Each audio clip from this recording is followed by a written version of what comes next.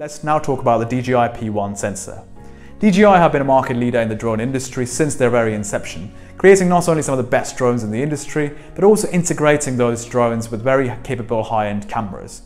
DJI ZenMoose P1 was introduced as the new benchmark for aerial surveying with a full-frame sensor and interchangeable fixed focal length on a 3-axis gimbal.